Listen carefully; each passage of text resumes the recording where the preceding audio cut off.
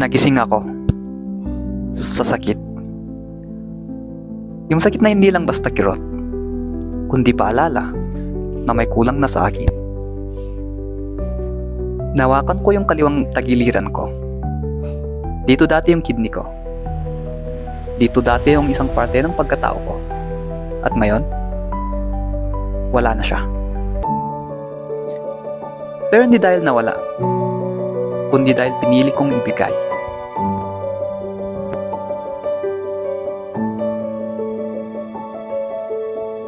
Dahan-dahan akong tumayo. Lumapit sa bintana. Binuksan ko ang kurtina. At habang pumapasok yung liwanag, napapatitig lang ako sa labas. Natahimik pa lang ng mundo. Parang wala pa ring nagbago. Pero sa loob ko, ang dami nang nangyari. May mga bagay pala na hindi mo maintindihan hanggat ikaw mismo yung dumaan. Yung tipong nagbigay ka ng parte ng sarili mo, hindi dahil sa ito ay kailangan, kundi dahil sa mahal mo ang mga tao. Kumuha ko ng mainit na tubig. Ibinuhos sa tumbler ko. Simple lang.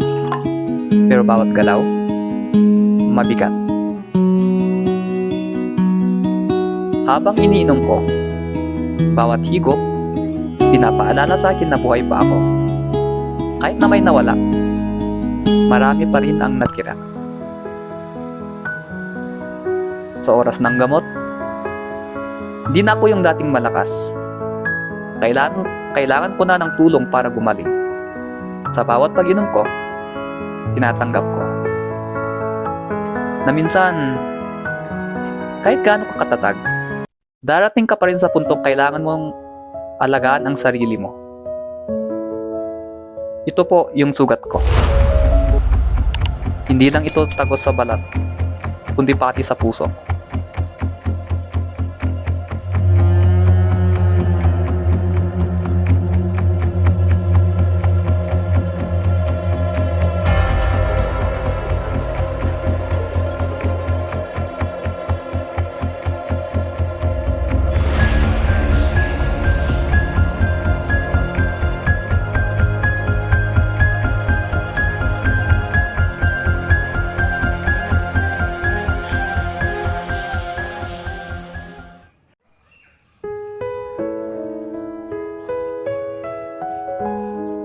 Dahan-dahan ko itong nililinis. Bawat dampi ng alcohol, sobrang hapdi. Pero tinatanggap ko yung sakit. Kasi alam ko, ang sakit na to may dahilan. Tinakpan ko ulit yung sugat. Hindi para ito ay itago, kundi para protektahan ko ito. Habang unti-unti pa akong naghihilom. At ngayon, sinusubukan kong maglakad. Bawat hakbang sa may hagdanan, parang laban.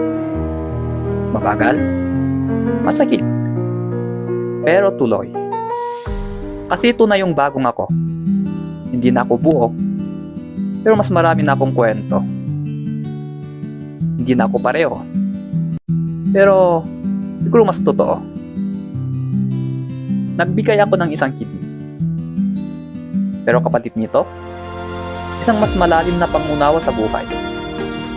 At kung babalik man ako sa araw na yon, hindi ako magdadalawang isip. Gagawin ko pa rin. Parang pag-aalinlangan. Dahil minsan, ang tunay na pagmamahal, handa kang magbigay. Kahit ikaw, mismo, ang mabawasan.